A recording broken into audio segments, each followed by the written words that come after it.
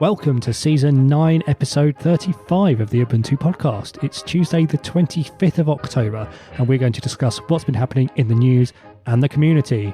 I'm Mark, and joining me this week are Martin. Hola. Alan. Hello, hello. And Paul. Hello. Hello, Paul. Hello. So Paul is another of the heroic guest presenters who answered our call for help. So Paul, why don't you just quickly introduce yourself and tell us a bit about who you are and what you do? Okay. I do IT support for predominantly Linux, although there's Windows there as well because you just can't get away from it. Been using Linux for must be about 20 years now, and in the day job for about 16. I also co-run the Portsmouth Linux user group, so let's give them a plug. Cool. Excellent. Oh, I see what you did there. Plug. Very good. Sorry. Oh. Okay. Alan, what have you been up to since last we spoke? A new toy arrived. Well, two new toys arrived. They're Arduino-based things. And what are they? They're called Ardu Boy. If you think of a Game Boy shrunk down very small and much less powerful, and having an Arduino as the processor, that's what they are. This is beginning to sound a bit rubbish. It's brilliant. It's a cracking little device. I mean, it's an Arduino. It's got a little display, a little OLED display, mono OLED display, a rechargeable battery inside. And because it's an Arduino, you can program it using the Arduino IDE and then send your sketches down the USB cable into the device and then play those games that you write. It's quite cool. And other people have written games, open source them, put them online, and you can download the games. But the thing only has enough storage for one game at a time. So you have to pick a good game and then put it in the device, and then that's the one you're stuck with for a little while until you flash a new one in. But it's trivial to flash them, but it's good fun. So what sort of games are there available? I'm guessing this isn't like Super Mario or anything. There are ones a bit like that. Yeah, like 2D, mostly 2D stuff. There's a couple of adventure games. There's a text adventure. There's all kinds of stuff. It's not a huge number of them because they've only just started shipping the post Kickstarter ones. But it's growing, and there's a vibrant community with an active discourse. Fair enough. Sounds interesting. Paul, how about you? Have you got any new toys? I've just got hold of one of these Nextcloud boxes. Ooh. Which is proving interesting. Does that mean interesting as in you're interested in it, or interesting as in challenges are now presented? There are some challenges, and it's something to do with the way it's set up with the snaps, where you can't get as much access, which I don't think is Snap. Not that I'm familiar with snaps yet. I'm getting more familiar. But you can restrict when you create a snap what you can and can't get access to. Yeah. So putting your own HTTPS certificate in has not worked yet because you can't get at the Apache configuration to do that. Oh, right. I can see how that would be awkward. So yeah, there's actually a way of doing it with Let's Encrypt, but that means that you've got to open it up to the internet and have a accessible name for it, which hasn't worked too well. Because my plan with it has been to federate it with my main Nextcloud box and then have a portable Nextcloud section of that I can take to things like Lugmeet so that people can get hold of ISOs and so on. Mm-hmm. But that presents a whole new issue of multiple IP addresses and host names and goodness knows what else for it. Wow. That does sound challenging. Yeah, I like the sound of that. That's a good project. It's going to be fun. Yeah. Please keep us appraised of your progress, and we will put you in touch with Kyle. Kyle, are you listening? SSL doesn't work, allegedly. Well, the good news is it's all in their upstream Git repo, so if you have issues, you can just file them as issues on their tracker and get them to fix it. I have been discussing it on the forum. Sweet. Excellent. Look forward to an update in a later episode. Right, let's get on with it.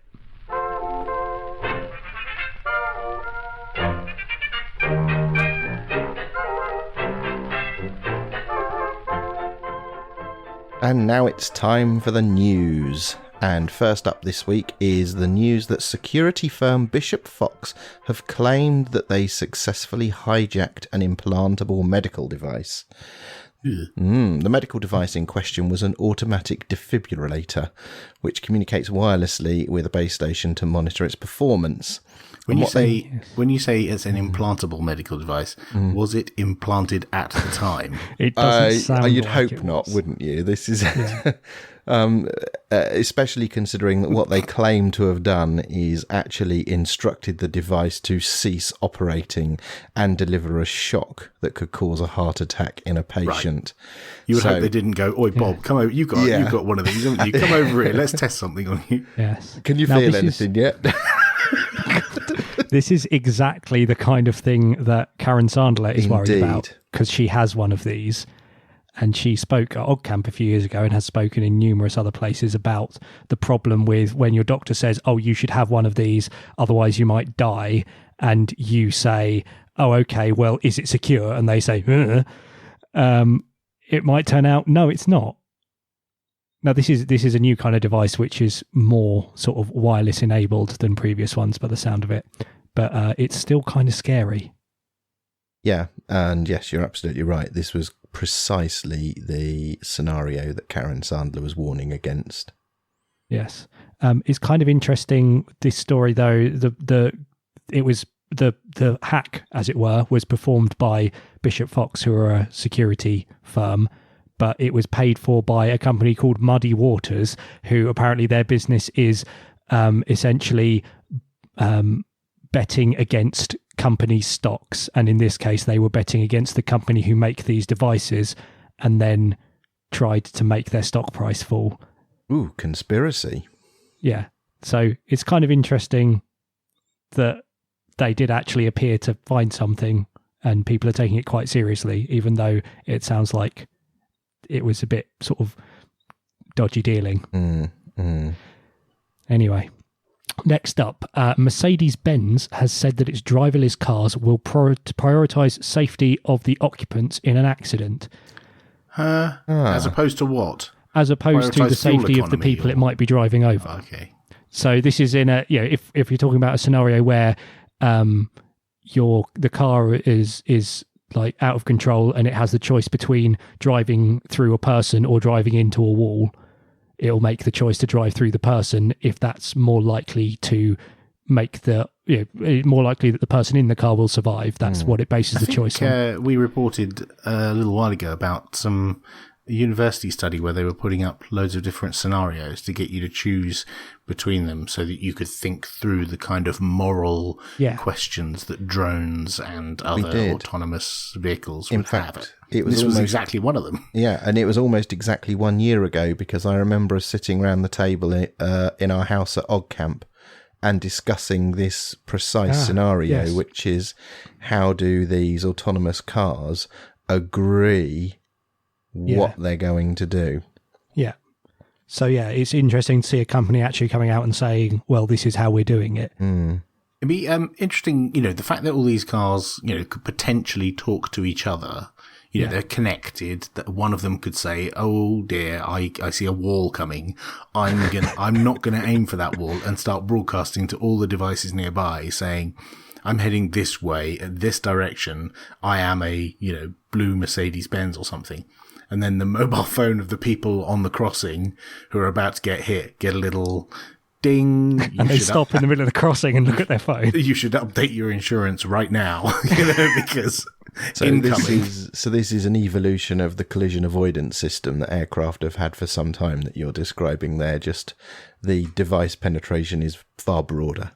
Right. So I wonder what level of injury it prioritises over, say, a pedestrian. You can calculate that kind of thing and think the projected kill ratios would be, and then... Well, I know we're laughing, but it's quite serious. What the guy from Mercedes said is, if you can save at least one person, save at least that one. So if you know that you can do something which means the driver isn't going to die, then it'll do that, basically. Do you think that this will remain the preserve of the car manufacturers for very long?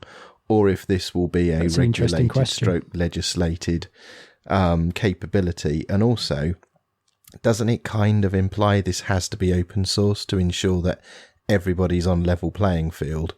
because we've seen what happened when car manufacturers are left to their own devices as to how they exercise their discretion in terms of tests and what have you. Are you suggesting that an unscrupulous manufacturer of very expensive motor vehicles might prefer to slam into the squishy body parts rather than the wall? Yes.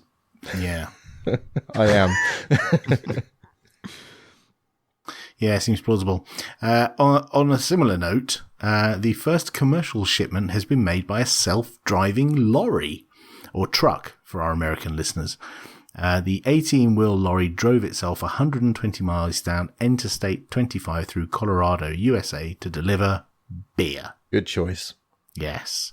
The system was developed by Otto, a company owned by the not-a-taxi firm Honest Governor, Uber, which is interesting in and of itself because, obviously Uber are a company that marry people who are looking for transport services with underpaid people who are giving transport services, not taxi drivers. And they're doing a similar thing with the industrial kind of lorry shipment type things. One thing that I did find interesting is in this article, there was a couple of photographs, obviously a photograph of a big, impressive lorry.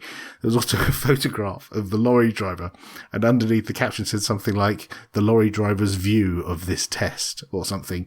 And he looked all forlorn because he was sitting in the back looking at the empty driver's seat, like, oh, that was my job. I would have been there, Which, for those people who that is their job, you're going to get automated out of existence very, very soon. And it's very sad that they're going to have to find something else to do because that job will just not exist anymore. The subtext of this story is that if you're a long-distance lorry driver or an Uber driver, make hay while the sun shines. Yeah, because it won't be around for long. Could change the complexion of the Ice Road Truckers series. Well, maybe truck driving will become a leisure pursuit. But then, there won't be any roads left because all the roads will be allocated to autonomous vehicles and, humans won't be allowed on them because they're so incredibly dangerous behind the wheel, and all these autonomous vehicles can drive, within a gnat's crotchet of each other, and the, humans who have to have a 2-length car stopping distance either side of them because they just can't react fast enough, just won't be allowed on those roads. So people who drive for leisure and who drive or who want to drive a truck or or can't afford to pay for the services of autonomous vehicles will be relegated to B roads and, roads not suitable for. Have you ever thought of a side job as a dystopian fiction writer? I am pretty sure everyone is seeing this coming. It's just, surely. I mean, I'm not some futurologist to see that coming. That's got to be what's happening. I think it's well understood, isn't it? Yeah. What's up next? Right. Microsoft has announced that it will raise business prices by up to 22% in the UK. Why in the UK? What possibly has changed in the UK? Has anything changed in the political landscape that would warrant such a change? I couldn't say. I really couldn't say. Interestingly, its consumer prices will remain unaffected. Or now. Well, yes. Yeah. Well, that can't possibly be, their consumer prices. So the direct Microsoft to consumer prices may not be affected now. So this doesn't say what resellers are going to do. No, what I was getting at is, someone like Waitrose or John Lewis, who have mass deployments of Microsoft products all over the place, they've got to cover those 22% lift in the price of Microsoft licenses somehow. And what are they going to do? Put up the price of bananas or whatever? You'd get an email from someone at John Lewis now saying, "Oh, actually, we use Red Hat." Good. That would be delightful. I'm fine with that. Yeah. Not a problem with that. I will go down there and buy some bananas right away. I guess the optimistic thing from our point of view is, could this trigger some business move to FOSS? Yeah, possibly. You'd like to think so. It does make the case more compelling, doesn't it? Yeah. I mean, if you're paying a company from the UK, then they're not going to have the higher costs associated with selling to you in the UK. So it might be an incentive to look at that. Well, the counter argument is this software that they're selling, okay, let's assume it's the same version of all these products. The cost of that software already exists, and they're going to have to write it anyway for all the people who are outside the UK. So why are they lifting the prices for people in the UK when the software's already written? It's already being maintained for people outside the UK. Why should we pay more for something that's already being written anyway? But if they're based in the US and they're paying people in the UK, then they're paying more for the people they're employing. Suck it up. I mean, I'm not saying that Microsoft's short of money, but you know. Speaking of countries, Sweden has banned general use of cameras on drones. Ooh. Why is that? Drone-mounted cameras are now considered surveillance cameras in Sweden and subject to licensing. So your AR, whatever it's called, drone that's got a nice gimbal and a lovely video camera for taking lovely sweeping shots of weddings and architecture and stuff now requires a license. Right. So you need a license to have a camera on your drone. Is that what you're saying? Basically, yes. Okay. Well, that's reasonable. Yeah. Apparently the licenses are quite expensive, and even if you pay, it's not guaranteed you're going to get one. That's not so reasonable. Yeah, but you think of all those little tiny Chinese companies making drones that have cameras built in, not, something where you're doing it for the love of flight, but because you want to video stuff.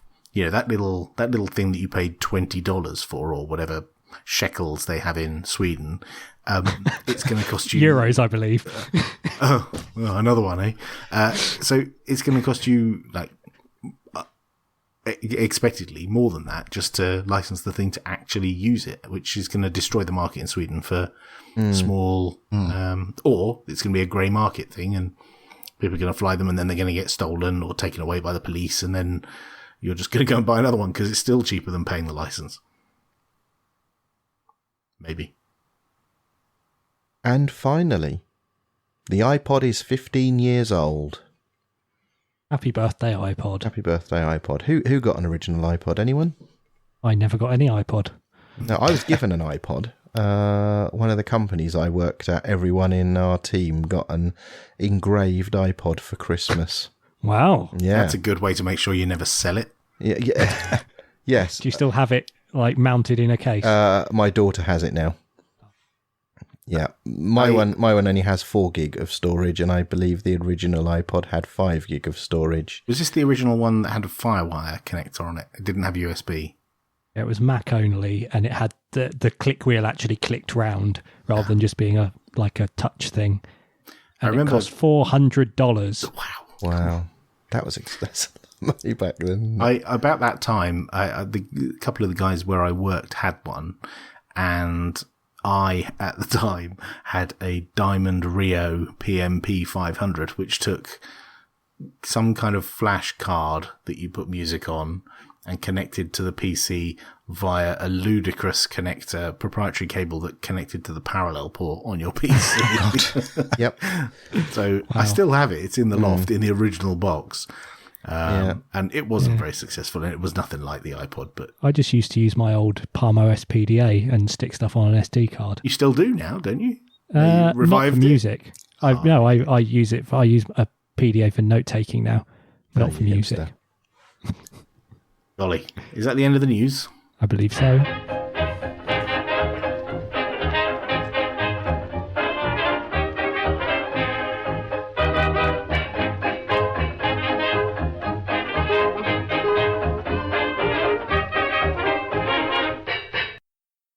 And now it's time for the community news and events.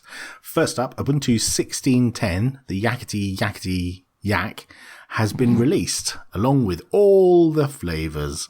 Right. And we've got a link to OMG Ubuntu, a couple of articles which lists the new features and which flavours were released. So what's new in 16.10? Kernel? Unity 8. Unity 8 is the big one, isn't it? It's not default, but it's an option for you to test on an Ubuntu 16.10 system. It's a technical preview, and it's quite trim. It's just the basic session and the indicators and the launcher and the browser and the terminal. You can install some other bits and pieces, So are there other apps available which actually run in Unity 8 sort of under Mia, or do you have to do everything as containerized Xmia things? No, so you can snap install most of the applications that you'd find on, say, the Ubuntu tablet or the Ubuntu phone, and some are also available as deb installs. All of that's obviously moving to snaps now. But yes, you can create a fairly complete desktop experience with it. And yes, as you noted, you need to use Libertine to create containers to run things in Xmia, and hopefully that will be improving over the next cycle or so. Cool. And in related news, Ubuntu Budgie Remix 16.10 has been released. Congratulations to them. Yes, I've not tried this yet. I need to give it a go. I've not tried this version. I need to try this one out. Right, it looks quite pretty. And they're aiming to be an official flavour at some point in the future as well, cool. I would imagine. Yep, and they've been heaping their stuff into Debian, so they're getting there. Cool. Good. Right, and following the theme, Ubuntu 17.04 is named Zesty Zappus. Have I pronounced that right? Who knows? Nobody's ever heard anyone say it. It's just been read on Mark's blog, as with all of the code names. In my head, I pronounced it Zesty Zappus. Yes. I was saying Zapus, but yeah, I've heard people say Zapus as well. I don't know. Do we know what a Zapus is? It's a kind of mouse. Oh. Yeah, so I think the Ubuntu guys are going to be super pleased about this one. Ubuntu? Oh, I see. Ubuntu Zesty Zappus. Yeah. Nice. I like that. Yeah. So nothing new or interesting has landed yet, but the archives are now open, so people can start landing packages in 17.04. Zesty Zappus, ready for the release in the end of April next year. Yep. A helpful security company has made a web page to remind you to keep updating your computer. What is this article? I don't remember this. This is, occasionally we get these bugs, security bugs, which are found, and a company decides to make a web page and give it a catchy name and a logo. Have they done that again? They've done that again. Brilliant. And so there were lots of news stories saying, oh, Linux, blah, blah, blah, blah, blah. If you install updates, it goes away, which is what we all do anyway, right? Yeah. So thanks for that, guys. Carry on doing what you're doing and you'll be fine. It's almost as if unattended updates isn't a thing. Yeah. Speaking of which, Canonical has announced live kernel patching for Ubuntu. Wow. So this allows you, we've already had patching for kernels for a long time. You get a new deb when a kernel vulnerability is found and is fixed, and it goes into the archive and into the security pocket of the archive, and you get updates as debs. What changes here is there's an optional thing you can do where you get the patches delivered to you in such a way they're not via debs, but they're live inserted into your running kernel, so you don't have to reboot. Like Oracle Unbreakable Linux. Like Oracle K-Splice. Yeah. And OpenSUSE K-Graft. And what's the Red Hat one? K-Patch. That's the one. So it's like all of those where, again, oh God, we're so late to the party. But... reinventing the wheel. Oh. Well, the good thing is we're not reinventing anything, because we're using upstream kernel functionality. We're not. We're very specifically not reinventing the wheel. Oh, good. So that's good, yes. And it's pretty straightforward to install. It's done via a snap. So you do a snap install, run a couple of commands. Now, it is a paid service, so if you have an Ubuntu Advantage, then you get this as part of Ubuntu Advantage. But there's also a free tier, which allows you to run this on 3 machines. So Fair enough. Well, yeah, I mean, presumably this is the kind of thing where they spend quite a lot of resources testing it and make sure that it's not going to toast your live system. So it's exactly the kind of thing that's worth paying the money for. Yeah, and you can cut. It's none of this is for free, none of it, and this requires some very specific, talented people to create these patches and deliver them, and the infrastructure in the back end to deliver those patches. So it's entirely reasonable that it's a paid service, but it's quite nice that you can get it on 3 of your machines. So if you've got a laptop, a desktop, and a server, boom, you're done. And to be honest, if you've got a laptop, a desktop, and a server, you probably only need it on the server. Yeah, you're probably okay unless you're a weird lunatic like me who likes high uptimes on your laptop. That's so 90s. You know me so well, Paul. And next up, it's happy 12th birthday to Ubuntu. Yeah, this crept up on us, didn't it? Yeah. This is last Thursday, I think, so about a week ago. As you listen to this happened, and I was completely taken by surprise. The 12th birthday came around. It's 12 years since the Warty Warthog was released. Mm-hmm. So that would have been, 410? That's right. Excellent. Who here installed Warty Warthog? I used it on a live CD. This is before I think it was the first Linux thing I ever used. Right. So I downloaded the Gnopics live CD, which at the time was based on Warty Warthog, before I found real Knopics with KDE. Right. Liked that a lot more. Yes, I used 410, but I didn't install it in October. I think I didn't install it until later in the year. Because I was already running Debian. I'll check my blog, but I'm pretty certain I installed this fairly... I think I might have even had betas installed of this. And I was moving from Fedora Core 4. Does that sound about right? Oh, really? Yeah. Oh, yeah. Oh, no, I stopped caring about Fedora and Red Hat when when I switched to Debian. So I'd only been using Fedora Core for a few months, and it had wound me up. I just moved from Crux. Thought that Fedora was going to be a panacea, and it didn't work out. And then I installed Warty Warthog. I feel like a newcomer. I was late to the party. I didn't start till 6:06.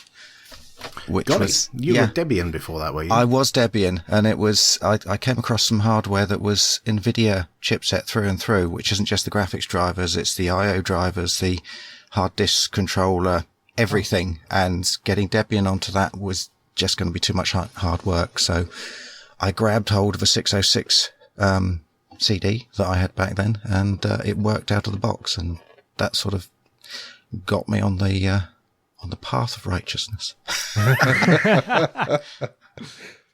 Awesome. What's next?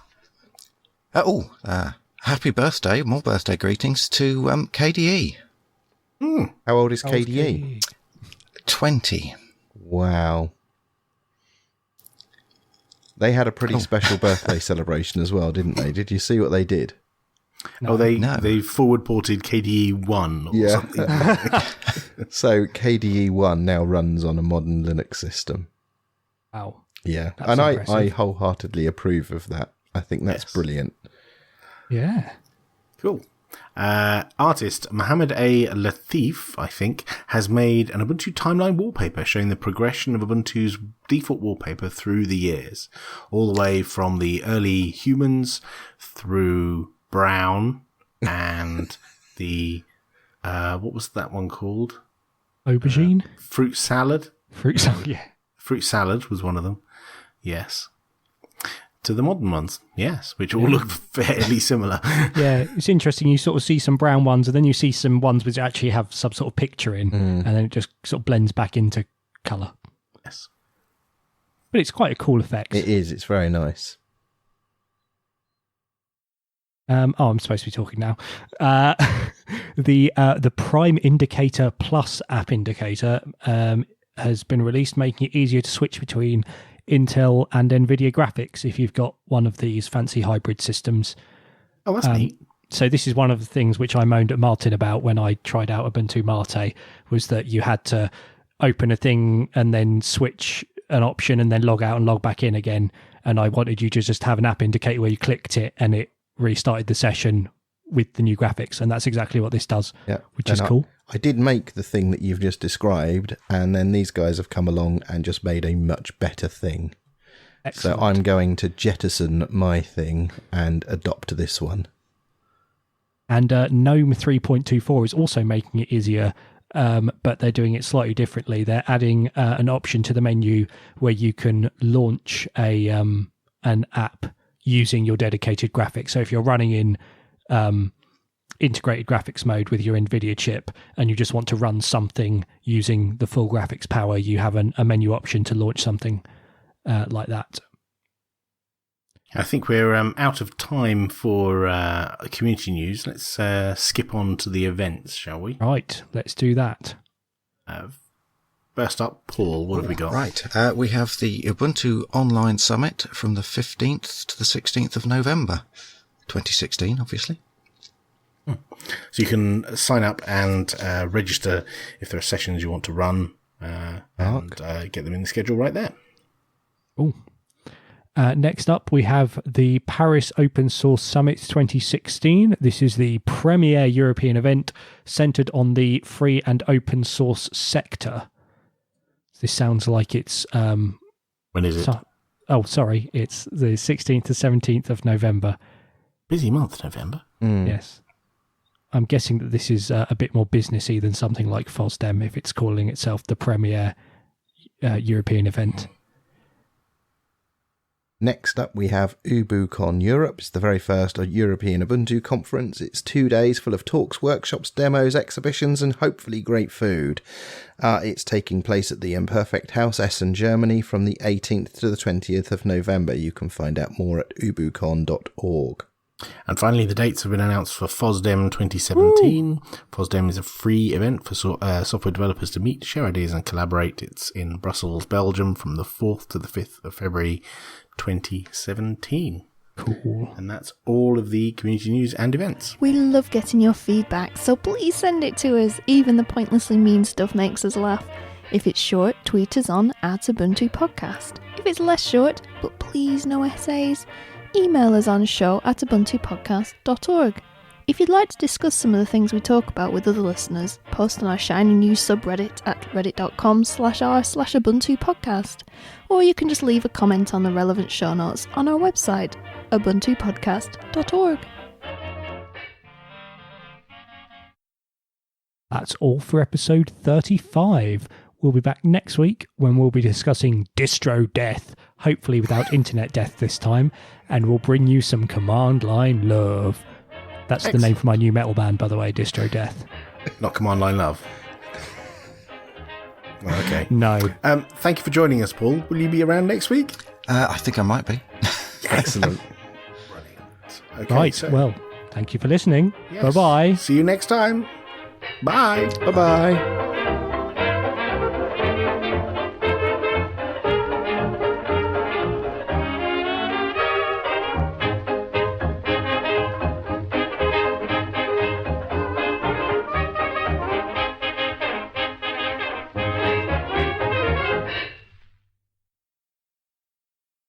And stop recording.